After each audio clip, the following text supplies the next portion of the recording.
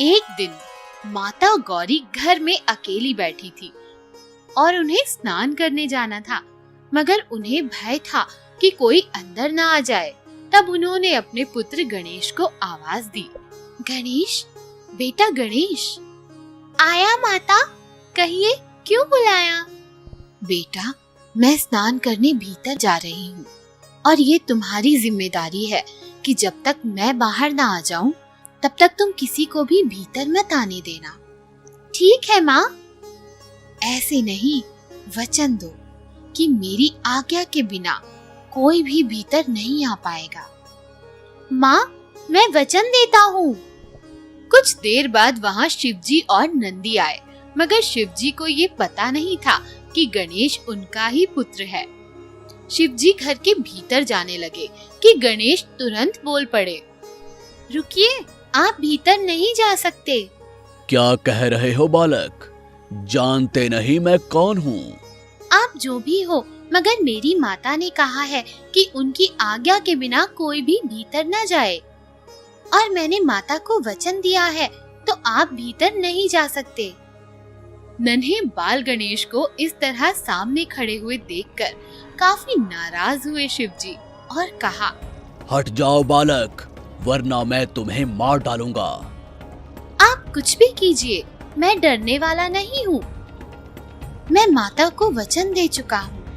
बालक को इस तरह हट करता देखकर शिवजी को बहुत क्रोध आ गया और उन्होंने अपने त्रिशूल को गणेश जी की ओर घुमाया। ये क्या, नन्हे गणेश का तो सिर धड़ से अलग हो गया और वो निर्जीव जमीन पर गिर पड़े। तब माता गौरी भीतर से बाहर आई और गणेश को जमीन पर इस तरह गिरा देखकर हैरान रह गई। बेटा गणेश, ये क्या हुआ तुम्हें? ये किसने किया? माता, ये शिवजी ने किया। माता गौरी शिवजी को हैरानी से देखने लगी। क्या कर दिया आपने? क्रोध में आपने अपने ही बेटे को मार डाला। मुझे मेरा गणेश वापस लाकर दीजिए, ये मेरा पुत्र है। मुझे माफ कर दो। जब गणेश मुझे भीतर आने नहीं दे रहा था तो मैं क्रोधित हो गया। मुझे नहीं पता, मुझे बस मेरा बेटा लाकर दो। शिवजी कुछ देर सोचने के बाद नंदी की ओर देखकर कहने लगे। नंदी, मैं गणेश को जीवित कर सकता हूँ, मगर इसके लिए तुम्हें मेरा एक काम करना होगा। जो आप कहेंगे प्रभु, मैं वो जरूर करूँगा। जंगल की ओर जाओ और जो भी पहला जीवित प्राणी नजर आए उसका सर मेरे लिए लेकर आओ। शिवजी की आज्ञा पाकर नंदी तुरंत जंगल की ओर निकल पड़ा और जंगल में चलते चलते उसके सामने एक हाथी आ गया। जैसा कि उसने शिवजी से कहा था, उसने हाथी का सर काट कर अपने साथ ले लिया। मगर माता गौरी ने ये देखा तो कहा, हाथी का सर? इसे देखकर तो सभी मेरे पुत्र का मजाक उड़ाएंगे। तुम चिंता मत करो, हमारा बेटा बहुत निडर है और आज मैं उसे वरदान देता हूँ कि आज से सभी इसे विघ्नहर्ता कहेंगे और कोई भी शुभ कार्य करने से पहले सभी को इसका नमन करना होगा। ठीक है, जैसा आप ठीक समझे। शिव जी ने अपनी शक्तियों से गणेश के शव पर हाथी का सर जोड़ दिया और उस दिन से हुआ हमारे विघ्नहर्ता श्री गणेश जी का जन्म। जादुई मोर। ब्रह्मांड के प्रथम पूज्य आदिशष्टा देवता भगवान श्री गणेश अपने भक्तों के बीच लंबोदर, गजानन, गणपति, एकदंत आदि कई नामों से जाने जाते हैं। एकदंत गणेश जी के 12 नामों में से एक है। इन्हें एकदंत क्यों कहा जाता है, इसकी अपनी एक कहानी है। गणेश जी का एकदंत नाम भगवान परशुराम का दिया हुआ है। भगवान परशुराम जी के पास भगवान शंकर द्वारा दिया गया अमोघ अस्त्र परशु है, जो भगवान शिव ने उनके पराक्रम से प्रसन्न होकर दिया था। उसी अस्त्र के प्रहार से गणेश जी का एक दांत टूट गया था। अपनी गलती का एहसास होने पर परशुराम जी ने वरदान स्वरूप गणेश जी को एक दंत नाम दिया था। भगवान शिव माता पार्वती के साथ दिव्य कैलाश पर्वत पर निवास करते थे। एक दिन माता पार्वती शिव जी से बोली, प्रभु, मेरी श्री राम की कथा सुनने की इच्छा है, आप मुझे उस कथा का श्रवण कराइए। ठीक है, किंतु जब मैं कथा कहूँ तो वहाँ कोई कोलाहल न हो। उस समय गणेश जी भी वहाँ उपस्थित थे। पुत्र गणेश, मैं तुम्हारी माँ को राम कथा सुनाने जा रहा हूँ। कथा को कोई विघ्न ना पड़े, इसीलिए तुम द्वार पर मेरा त्रिशूल लेकर खड़े हो जाओ। सावधान होकर पहरा देना, किसी को भी अंदर मत आने देना। जो आज्ञा पिताजी, मैं किसी को भी अंदर नहीं आने दूंगा। पुत्र, ये लो मेरा दिव्य त्रिशूल। जी पिताजी, आप निश्चिंत रहिए। गणेश जी महल के द्वार पर त्रिशूल हाथ में लेकर पहरा देने लगते हैं। उधर परशुराम जी कैलाश पर्वत पर जा पहुँचे और भगवान शिव के दर्शन के लिए सीधे कैलाश द्वार पर पहुँचे। वहाँ नंदी और शिव के गण द्वार पर खड़े पहरा दे रहे थे। मुझे भगवान शंकर से मिलना है, वो इस समय कहाँ है? हमें नहीं पता भगवंत, शायद माता पार्वती के साथ भगवत चर्चा में व्यस्त होंगे। तुम स्वयं शिव जी के गण हो और तुम्हें ये भी नहीं पता कि भगवान शिव कहाँ है? माता पार्वती के साथ भगवंत चर्चा करते समय प्रभु किसी भी प्रकार का विघ्न स्वीकार नहीं करते हैं। ऐसे में आप ना ही जाए तो बेहतर है। तुम्हें पता नहीं है, मैं शिव जी का परम भक्त हूँ। उनकी आज्ञा से मैं उन्हें किसी भी वक्त मिलने आ सकता हूँ। मुझे रोकने वाले तुम कौन होते हो? ऐसा कहकर गुस्से में परशुराम जी वहाँ से चल देते हैं। कैलाश का भ्रमण कर शिव जी को ढूंढने लगते हैं। कुछ समय घूमने के बाद उन्हें एक महल दिखाई दिया, जहाँ एक बालक बाहर खड़ा पहरा दे रहा था। लगता है भगवान शिव इस महल के अंदर ही होंगे। मैं वहाँ जाकर उनसे भेंट करता हूँ। परशुराम महल के बाहर पहुंचकर गणेश जी को देखते हैं। प्रणाम आचार्य। चिरंजीवी भव। परशुराम अंदर जाने लगते हैं। रुकिए भगवान, आप अंदर नहीं जा सकते। मैं भगवान भोलेनाथ के दर्शन के लिए आया हूँ। मुझे उनसे इसी वक्त मिलना है। तुम्हें इतना साहस कि तुम मुझे प्रभु से मिलने से रोक रहे हो? आप इस वक्त उनसे नहीं मिल सकते। वे अभी कथा साधना में लीन हैं। साधना भंग होने पर वे बहुत क्रोधित हो सकते हैं। तुम कौन हो जो इस तरह मेरा रास्ता रोकने का प्रयास कर रहे हो? प्रभु तो अपने भक्तों का पालन करने वाले हैं। भक्तों को देखकर क्रोध नहीं बल्कि प्रसन्न होते हैं। मेरे रास्ते से हट जाओ। आप होंगे प्रभु के भक्त, मगर इस तरह से आप बिना आज्ञा लिए अंदर नहीं जा सकते हैं। बालक, अपना हट छोड़ो, मुझे भीतर जाने दो। तभी वहाँ शिव जी के गण और नंदी आ जाते हैं। प्रभु, ये गजमुख माता पार्वती के पुत्र गणेश हैं और ये शिव जी के प्रिय भक्त परशुधारी भगवान शिव के परम भक्त परशुराम जी हैं। ये बालक तो देखने में काफी विचित्र है। ये कैसे शिव जी का पुत्र हो सकता है? इसका मुख गज का है और इसका बाकी शरीर मनुष्य का है। ये कैसे संभव है? ये सुनकर गणेश जी भी परशुराम जी का उपहास करने लगते हैं। आप देखने में तो ब्राह्मण लगते हैं, पर आपके हाथ में कमंडल की जगह परशु क्यों है? बालक, तुम मेरा उपहास कर रहे हो। तुम मेरे बल को नहीं जानते हो। जब तक सामने वाले के बल का परीक्षण ना हो जाए, अपने आप को सर्वोच्च नहीं मानना चाहिए। बालक समझकर छोड़ रहा हूँ। मुझे अभी भगवान शिव के पास जाना है। परशुराम जी शिव जी से मिलने के लिए उनके निवास स्थान पर जाने लगे। तभी गणेश जी ने शिव जी द्वारा दिए गए त्रिशूल को परशुराम जी के सामने कर उन्हें युद्ध के लिए सावधान किया। युद्ध के लिए ललकार देता है तो बच मेरे इस शस्त्र से। मेरे चलाए अस्त्रों से आज तक कोई नहीं बच पाया है। परशुराम जी शस्त्र चलाने लगे, परंतु गणेश जी हर बार शस्त्रों के प्रहार से बच जाते। परशुराम जी ने अपनी हर शक्ति का प्रयोग किया, लेकिन गणेश जी पर उनके प्रहारों का कोई असर नहीं हो रहा था। और शस्त्र चलाइए महात्मन, मैं आपको नहीं रोकूंगा। इस गणेश पर तो मेरे किसी भी शक्ति का असर नहीं हो रहा है। ये तो बहुत ही शक्तिशाली है। अब एक ही रास्ता है, मुझे इस पर परशु चलाना ही होगा। परशुराम जी ने भगवान शिव से प्राप्त परशु उठाकर शिव जी का वंदन किया और गणेश जी पर वार कर दिया। वहाँ खड़े नंदी और शिवगण भगवान गणेश और परशुराम के बीच हो रहे युद्ध को देख रहे थे। सभी युद्ध के परिणाम को लेकर चिंतित थे, पर कोई भी इस युद्ध को रोक सकने में समर्थ नहीं था। गणेश जी परशुराम जी द्वारा किए गए परशु के वार को रोकने में सक्षम थे, परंतु उन्होंने ऐसा नहीं किया। ये तो मेरे पिताजी शंकर जी का वरदान है, मैं इसके वार को रोककर पिता का अनादर नहीं कर सकता। गणेश जी ने परशु के वार का भार अपने एक दांत पर ले लिया, जिससे उनका एक दांत खंडित हो गया। गणेश जी माँ पार्वती को पुकारने लगे। माँ, माँ, माँ शीघ्र यहाँ आइए। गणेश जी की आवाज माता पार्वती और शिव जी तक पहुँची।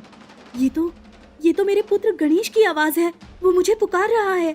आज कैलाश में ये विचित्र सा कोलाहल कैसे? कोई दुर्घटना घटी है क्या? चलिए हमें बाहर चलकर देखना चाहिए। परशु जी, ये आपने अच्छा नहीं किया। अब भगवान शिव और माता पार्वती के क्रोध से आपको कौन बचाएगा? गणेश जी तो अबोध बालक हैं, पर आप तो बड़े हैं ना, तपस्वी हैं। आपने ये क्या कर दिया? शिव जी और पार्वती जी महल से बाहर आते हैं। आप? परशुराम! क्षमा करे भोलेनाथ, क्षमा करे। क्रोध में मुझसे बहुत बड़ी भूल हो गई। ये क्या हुआ पुत्र? तुम्हारा एक दांत कैसे टूट गया? किसने मेरे पुत्र गणेश पर इस तरह से प्रहार किया? गणेश जी का एक दांत टूटा देख माता पार्वती क्रोधित हो गई। क्रोध की अग्नि में माता पार्वती दुर्गा अवतार में आ गई।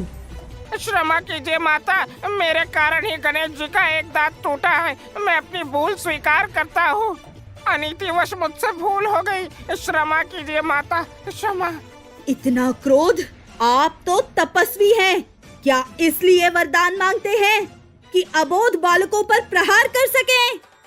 आपके क्षमा मांग लेने मात्र से मेरे पुत्र का दांत तो वापस नहीं जुड़ जाएगा। वापस नहीं जुड़ जाएगा, पर व्यर्थ नहीं जाएगा। शांत हो जाइए माता, इसमें परशुराम जी की कोई गलती नहीं है। मैंने ही इन्हें पिताजी महाराज से मिलने के लिए रोका था। परशुराम जी ने अपनी भूल को स्वीकार कर माता पार्वती से माफी मांगी और गणेश जी भी माता पार्वती से शांत होने के लिए विनती करने लगे। गणेश, आप धन्य हैं। देवी पार्वती, गणेश जी के जैसी सहनशीलता और सम्मान की भावना मैंने किसी और देव में नहीं देखी। आप निश्चिंत रहिए, गणेश जी का खंडित दांत व्यर्थ नहीं जाएगा। इसे महान कथा महाभारत में लिखा जाएगा। गणेश जी ने दांत को कलम बनाकर वेद व्यास जी द्वारा रचित महाभारत का लेखन किया। तब से श्री गणेश जी को सबसे सहनशील देव कहा जाने लगा और तभी से एक दांत खंडित होने के कारण उनका नाम एक दंत पड़ा। एक बार की बात है, माता पार्वती और शिव जी गणेश जी के साथ अपने निवास कैलाश पर्वत पर विराजित होकर धर्म की चर्चा कर रहे थे। तभी गणेश जी के वाहन मूषक राज ने आकर गणेश जी को कुबेर के आगमन की सूचना दी। हर हर महादेव, जय माता दी। भगवान भोलेनाथ और जगत जननी माता पार्वती, आप दोनों को मेरा नमन स्वीकार हो। विघ्न हरता गणेश को शत शत नमन। आशीर्वाद। कहिए कुबेर महाराज, कैसे आना हुआ? आपका दास आपके चरणों में एक निमंत्रण लेकर आया है। कैसा निमंत्रण? आपके दास की दिली इच्छा है कि आप एक बार उसके महल में पधारें और वहाँ पर बने हुए भोजन को ग्रहण करें। अरे वाह, भोजन! मूषक की बात सुनकर सभी को हंसी आ गई, मगर शंकर जी थोड़ा सा चिंतित होकर सोचने लगे। कुबेर को लगता है अपने वैभव का घमंड हो गया है, इसीलिए हमें भोजन का निमंत्रण देने के बहाने अपने वैभव का प्रदर्शन करना चाहता है। महादेव, आप किस चिंता में डूबे हुए हैं? दास का निमंत्रण स्वीकार कीजिए प्रभु। आपके निमंत्रण का बहुत बहुत धन्यवाद, मगर कैलाश पर्वत को छोड़कर कहीं भी जाना मेरे लिए असंभव है, इसीलिए मैं भोजन पर नहीं आ पाऊंगा। शिव जी के मना करने के बाद कुबेर पार्वती माता की ओर देखने लगे। माता पार्वती, यदि देवाधिदेव नहीं आ सकते तो आप तो भोजन का निमंत्रण स्वीकार करिए। पति कैलाश पर धुनी रमाए और पत्नी 56 भोग ग्रहण करे, ये मेरे लिए संभव नहीं, इसलिए मुझे क्षमा कीजिए, मैं भी भोजन के लिए नहीं आ सकती। मैं तो बड़ी आशा के साथ आप लोगों को भोजन का निमंत्रण देने के लिए आया था, मगर लगता है कि कैलाश से मुझे निराश होकर जाना पड़ेगा। नहीं कुबेर, कैलाश से आज तक कोई भी निराश होकर नहीं गया, आपको भी निराशा नहीं होगी। आपके प्रेम भरे निमंत्रण को हम स्वीकार करते हैं। बालक गणेश आपके साथ आपके महल पधारेंगे। इसे और इसके वाहन को स्वादिष्ट भोजन बहुत प्रिय है। शिव जी की बात सुनकर मूषक राज बहुत ही खुश हो जाते हैं। जैसी आपकी आज्ञा प्रभु। आइए विघ्नहर्ता गणेश। आज्ञा पिताश्री। शिव जी इशारे में गणेश को जाने के लिए कहते हैं। प्रणाम माताश्री, प्रणाम पिताश्री। गणेश जी अपने वाहन मूषक राज के साथ कुबेर के महल में पहुंचते हैं। कुबेर का महल बहुत ही भव्य और खूबसूरत था। महल के चारों ओर हरियाली और झरना था। मूषक राज महल की खूबसूरती देखकर आश्चर्यचकित रह जाते हैं। कुबेर आश्चर्य में डूबे मूषक राज को देखकर व्यंगात्मक हंसी हंसते हैं। आइए गौरी पुत्र गणेश, मेरे छोटे से भवन में आपका स्वागत है। भवन बाहर से जितना सुंदर, अंदर से भी उतना ही भव्य और सुसज्जित था। आइए गणेश, आपको मेरे भवन का विचरण कराता हूँ। कुबेर गणेश जी को अपने पूरे महल का विचरण कराने के बाद भोजन कक्ष में ले जाते हैं। भोजन कक्ष भी पूरे महल की तरह ही भव्य था। बड़ी सी टेबल पर ढेर सारे खाने के पकवान सजे हुए थे। वहाँ पर बहुत सारे सेवक कुबेर और गणेश जी की सेवा के लिए खड़े थे। जैसे ही गणेश जी ने भोजन ग्रहण करने के लिए आसन लिया, सेवकों ने उनके समक्ष भोजन की बड़ी सी थाल सुसज्जित करके रख दी। मूषक राज भी भोजन ग्रहण करने के लिए विराजमान हो गए। आइए कुबेर जी, आप हम लोगों के साथ भोजन ग्रहण कीजिए। नहीं प्रभु, पहले आप भोजन ग्रहण कीजिए, फिर बाद में आपका दास ग्रहण करेगा। जैसा आपका मन। गणेश जी ने थाली को नमन कर भोजन करना आरंभ किया। कुबेर उन्हें देखकर बहुत प्रसन्न हो रहे थे। गणेश जी जल्दी जल्दी भोजन ग्रहण करने लगे। गणेश जी ने कुछ ही पलों में टेबल पर सुसज्जित सारा भोजन ग्रहण कर लिया। कुबेर महाराज, बस इतना ही है, हमें तो और भोजन चाहिए। महाराज, अभी आपकी सेवा में भोजन हाजिर हो रहा है। कुबेर ने सेवकों को इशारा किया। सेवक दोबारा से ढेर सारे पकवान लेकर हाजिर हो गए। सेवक को भोजन टेबल पर लगाए कुछ ही समय हुआ था कि गणेश जी महाराज ने पूरा भोजन समाप्त कर दिया। ये देखकर कुबेर की आंखें आश्चर्य से फटी की फटी रह गईं। कुबेर जी, और भोजन मंगवाइए। कुबेर हकलाते हुए कहते हैं। हाँ, अभी लीजिए। इस बार सेवक बड़े बड़े बर्तनों में ढेर सारा भोजन लेकर हाजिर हो गए। इतना सारा भोजन देखकर कुबेर को लगा था अब शायद गणेश जी भोजन से तृप्त हो जाएंगे, मगर सेवक भोजन लाते जा रहे थे और गणेश जी भोजन प्राप्त करते जा रहे थे। अब तो रसोइया भोजन बनाते बनाते थक गया। वही सेवक उनके लिए भोजन लाते लाते थक गए थे। कुबेर महाराज भी आश्चर्य से कुछ नहीं बोल पा रहे थे। वे बस गणेश जी को फटी हुई आंखों से खाते हुए देखे जा रहे थे। मूषक राज भी हैरान थे कि आज गणेश जी को क्या हो गया है। रसोई और भंडार का सारा अनाज खत्म हो गया, मगर गणेश जी की भूख शांत ही नहीं हुई। रसोइये और सेवक नजरें झुकाए खड़े थे। और भोजन लाइए। पूरे साल भर का संग्रहित अनाज आप एक दिन में समाप्त करके बोल रहे हैं कि और भोजन लेकर आओ। मैं कहाँ से भोजन लेकर आऊँ? वो सब मैं नहीं जानता, मैं आपका अतिथि हूँ, आपके घर भोजन ग्रहण करने आया हूँ। मेरी क्षुधा को शांत करना आपकी जिम्मेदारी है। मेरे लिए भोजन लेकर आओ, नहीं तो मैं तुम्हें खा जाऊंगा। गणेश जी की बात सुनकर सारे सेवक डर गए और वहाँ से भाग गए। कुबेर भी डर गए और सोचने लगे कि आखिर अब वे क्या करें। तभी उन्हें शंकर जी की याद आई और वे वहाँ से गायब हो गए। ये सब लोग तो चले गए, अब मेरी क्षुधा का क्या होगा? इसे कैसे शांत करूं? कुबेर जी कैलाश पर्वत पर माता पार्वती और शिव जी के सामने हाथ जोड़कर खड़े थे। त्राहिमाम प्रभु त्राहिमाम, मैं आप दोनों की शरण में आया हूँ। आप लोग शरणागत वत्सल हैं, मेरी रक्षा करिए। क्या बात है कुबेर, इस तरह घबराए हुए क्यों हो? प्रभु, आपसे तो कुछ छुपा हुआ नहीं है। आपको तो ज्ञात है कि गणेश जी मेरे भवन में भोजन पर निमंत्रित थे, मगर उनकी श्रद्धा शांत ही नहीं हो रही। मेरे महल का पूरा भोजन समाप्त हो गया है, अब वह मुझे खाने की धमकी दे रहे हैं। गणेश जी से मेरी रक्षा कीजिए, मैं उन्हें और भोजन नहीं करवा सकता। कुबेर, आप तो धन और ऐश्वर्य के मालिक हैं, आपके पास किसी चीज की क्या कमी? एक छोटे से बालक को भरपेट भोजन भी नहीं करवा पा रहे आप। मैं समझ गया प्रभु, ये सब आपकी माया है। मुझे मेरे वैभव का जो अभिमान हुआ था, उसी से मुझे मुक्त करने के लिए आपने इस योजना का निर्माण किया। मगर अतिथि मेरे घर से भूखा जाएगा तो ये मेरे पुण्य कामों को क्षीण कर देगा। कोई उपाय बताइए देवादिदेव। चलिए, आपको अपनी गलती का एहसास तो हुआ।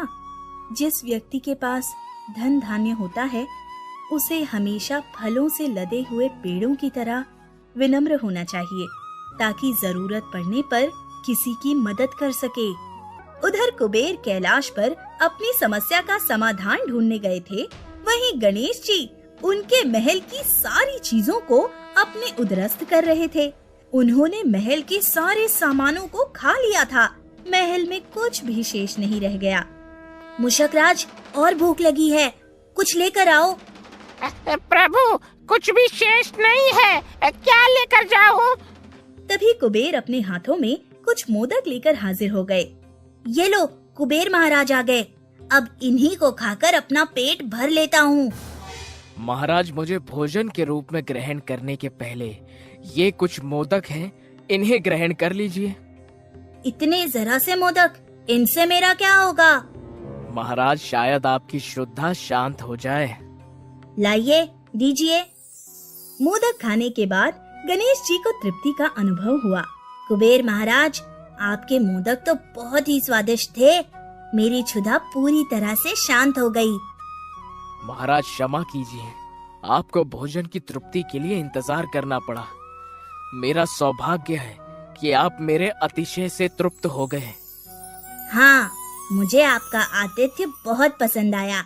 अगली बार दोबारा आप मुझे भोजन के लिए कब बुला रहे हैं? कुबेर और उसके सारे सेवक घबरा जाते हैं। मूषक राज और गणेश जी मुस्कुराते हुए कुबेर के महल से कैलाश लौट आते हैं। एक बार माता पार्वती और महादेव शिव जी कैलाश पर विराजित थे। तभी महाराज विश्वरूप वहाँ पर पधारे। भगवान भोलेनाथ की जय हो, माता पार्वती की जय हो। कहिए महाराज विश्वरूप, कैसे आना हुआ? प्रभु, अपनी दोनों पुत्री रिद्धि और सिद्धि के विवाह का प्रस्ताव आपके पुत्र के लिए लेकर आया हो। आपका प्रस्ताव तो ठीक है। पार्वती देवी, आप बताइए, आपकी क्या इच्छा है? जैसा आपको उचित लगे, अंतिम निर्णय तो आपका ही होगा। महाराज विश्रुद, आप निश्चित होकर प्रस्थान कीजिए। शीघ्र ही आपको विभाग के विषय में शुभ समाचार प्राप्त होगा। महाराज विश्वरूप के जाने के बाद भोलेनाथ ने नंदी की ओर देखा।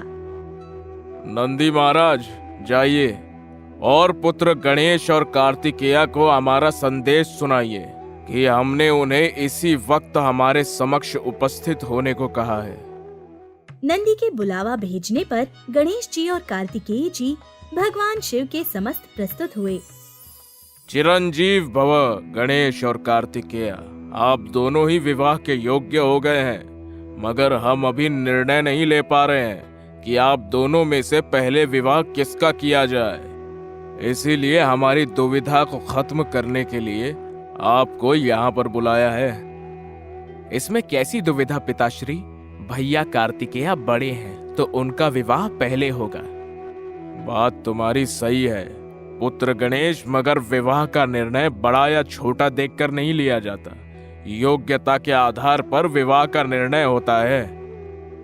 योग्यता के आधार पर भी भ्राता कार्तिकेय हर लिहाज से योग्य है। पुत्र गणेश और पुत्र कार्तिकेय, आप दोनों भगवान महादेव की संतानें हैं। आप हर तरह से योग्य हैं, मगर संसार के लिए आपको अपनी योग्यता साबित करनी होगी। आप दोनों अपनी माता के कहने का अभिप्राय समझ चुके होंगे। आज मैं आप दोनों के बीच छोटी सी स्पर्धा करा रहा हूं। जो इस स्पर्धा में विजय होगा, महाराज की पुत्री रिद्धि और सिद्धि से विवाह करने के योग्य होगा। ये कैसी स्पर्धा पिताजी? अपने भारी भरकम और स्थूल शरीर से मैं 4 कदम नहीं चल पाता। पूरे ब्रह्मांड की परिक्रमा करना मेरे लिए मुमकिन नहीं। ये प्रतिस्पर्धा तो भ्राता कार्तिकेय ही जीतेंगे। क्या पुत्र गणेश, तुमने तो इस स्पर्धा में भाग लेने से पहले ही खुद को हारा हुआ महसूस कर लिया। ये स्पर्धा न केवल शारीरिक है बल्कि मानसिक भी है। पुत्र, तुम स्वयं चलते हुए थक ना जाओ, इसलिए तुम दोनों अपने अपने वाहनों पर ये परिक्रमा कर सकते हो। माता पार्वती की बात सुनकर गणेश जी उदास हो जाते हैं, मगर कार्तिकेय जी उन्हें प्रणाम कर ब्रह्मांड की परिक्रमा करने के लिए निकल जाते हैं। मगर गणेश जी परिक्रमा शुरू करने से पहले ही कैलाश पर एक कोने में उदास बैठे थे। नंदी महाराज की निगाह उन पर पड़ी तो वो तुरंत उनके पास पहुँचे। क्या बात है गौरी पुत्र गणेश, आप इस तरह यहाँ पर उदास क्यों बैठे हैं? आप और कार्तिकेय भैया के बीच जो प्रतिस्पर्धा होनी थी वो शुरू हो चुकी है। कार्तिकेय भैया तो परिक्रमा करने के लिए जा भी चुके हैं। आप भी परिक्रमा शुरू कीजिए। बात आपकी सही है नंदी महाराज। यदि मैंने परिक्रमा शुरू नहीं की तो मैं स्पर्धा हार जाऊंगा, मगर अपने वाहन मूषक के साथ ब्रह्मांड की परिक्रमा करने में मैं किसी भी लिहाज से भ्राता कार्तिकेय से नहीं जीत पाऊंगा। कहाँ उनका वाहन मयूर, चपल और फुर्तीला, उस पर भ्राता का छरहरा बदन, और वहां मेरा छोटा सा मूषक, उस पर मेरा भारी बदन, मेरा वजन उठाकर मूषक के लिए ब्रह्मांड की परिक्रमा करना नामुमकिन है।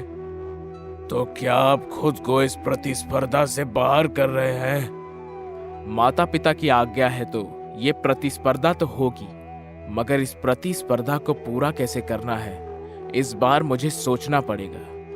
तो आप कब तक सोचते रहेंगे? कार्तिकेय तो कैलाश से बाहर निकलकर नारायण लोक की ओर प्रस्थान कर चुका है। आप भी शीघ्र प्रस्थान कीजिए, वरना आप प्रतिस्पर्धा हार जाएंगे। क्यों आप बार बार मुझे प्रतिस्पर्धा करने के लिए जाने को कह रहे हैं? पिताजी ने कहा प्रतिस्पर्धा शारीरिक होने के साथ साथ मानसिक भी है। पिताजी की इस बात में जरूर कोई गूढ़ रहस्य छुपा है, मुझे आप उसे समझने दीजिए। गणेश जी के कहने से नंदी वहाँ से चले जाते हैं। दूसरी ओर कार्तिकेय विष्णु लोक की परिक्रमा कर रहे थे। तभी उनकी मुलाकात नारद मुनि से हुई। नारायण नारायण। प्रणाम मुनिवर। आपकी और गणेश की प्रतिस्पर्धा शुरू हो गई। आपको प्रतिस्पर्धा जीतने की बहुत बहुत बधाई। मगर मुनिवर, अभी तो ये प्रतिस्पर्धा शुरू हुई है। आप कैसे कह सकते हैं कि ये प्रतिस्पर्धा मैं जीत जाऊंगा? और मगर का मतलब आपके हर वाक्य में कोई ना कोई गूढ़ रहस्य छुपा होता है। मुनिवर कार्तिकेय की बात सुनकर मुस्कुराने लगे। नारायण नारायण। अब इसमें कोई संशय नहीं है कि आपके वाहन मयूर और मूषक का कोई मुकाबला नहीं है। आपकी तरह ही आपके वाहन में फुर्ती है। रही मगर की बात तो छोड़ो। नारायण नारायण। बताइए मुनिवर, क्या बात है? नारायण नारायण। आप भले ही ब्रह्मांड की परिक्रमा करके जीत जाएं, मगर रिद्धि और सिद्धि का विवाह तो गजनंद के साथ ही तय है। नारायण नारायण। विधि का विधान आज तक कोई बदल पाया है जो अब बदलेगा? इस तरह तो आप पिताजी को झूठा साबित कर रहे हैं। उन्होंने कहा था जो जीतेगा वही रिद्धि सिद्धि से विवाह करेगा। नारायण नारायण। आप हम देवताओं के सेनापति हैं, इसलिए मेरा काम तो आपको सतर्क करना था। बाकी भविष्य के गर्भ में क्या है ये तो समय रहते आपको पता चल जाएगा। जाइए, आपको अपनी परिक्रमा में देर हो रही होगी। कार्तिकेय ने नारद मुनि को प्रणाम किया और अपनी ब्रह्मांड की परिक्रमा पूरी करने के लिए आगे बढ़ गए। वहीं गणेश जी मन ही मन विचार कर रहे थे कि उन्हें क्या करना है। तभी उन्होंने कुछ सोचा और तुरंत महादेव के करीब पहुँचे, उनके चरणों में नमन किया। क्या बात है गणेश, तुमने अब तक ब्रह्मांड की परिक्रमा के लिए प्रस्थान नहीं किया?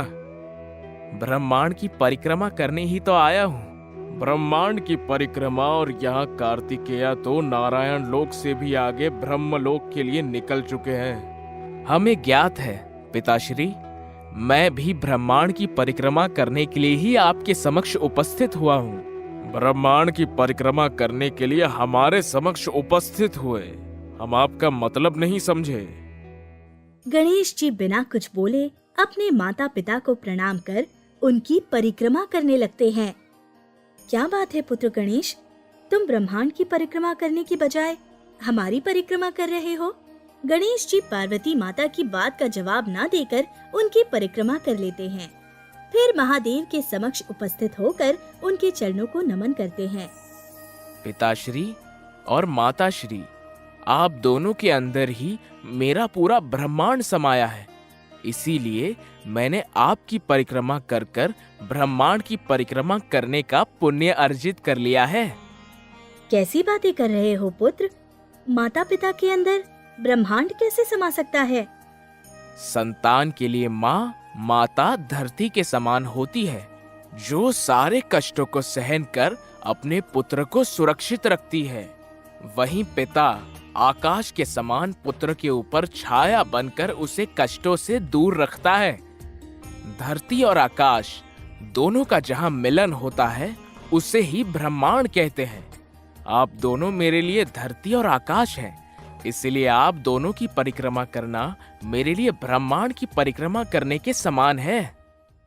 आयुष्मान भव पुत्र गणेश। देखा पार्वती, मैंने कहा था ना, ये स्पर्धा शारीरिक नहीं बल्कि मानसिक है। पुत्र गणेश ने सिद्ध कर दिया कि ये ऐसे ही प्रथम पूज्य नहीं है। जो स्पर्धा वो किसी भी हाल में नहीं जीत सकता था, अपनी बुद्धि का इस्तेमाल कर कर कम मेहनत में ही स्पर्धा को जीत गया है। गणेश, हम तुम्हारा विवाह रिद्धि सिद्धि के साथ तय करते हैं। थोड़ी देर बाद कार्तिकेय भी ब्रह्मांड की परिक्रमा पूरी कर कैलाश लौट आए।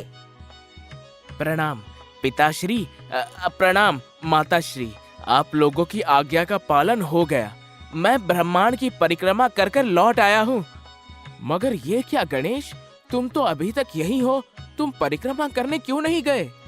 गणेश ने न केवल 3 बार ब्रह्मांड की परिक्रमा पूरी की, बल्कि वो ये स्पर्धा जीत भी चुका है। पिताजी, ये संभव नहीं है कि गणेश 3 बार ब्रह्मांड की परिक्रमा करे। मुझे तो परिक्रमा के मार्ग में ये एक बार भी नजर नहीं आया। कार्तिकेय, हम स्वयं साक्षी हैं गणेश की परिक्रमा पूरी करने के। इसने अपने माता पिता को ब्रह्मांड मानकर उसकी परिक्रमा की है, इसलिए ये प्रतिस्पर्धा जीत चुका है। जल्द ही हम गणेश का विवाह रिद्धि सिद्धि के साथ कर देंगे। भगवान महादेव और माता पार्वती के आशीर्वाद से रिद्धि सिद्धि और गणेश जी का विवाह खुशी खुशी संपन्न हुआ।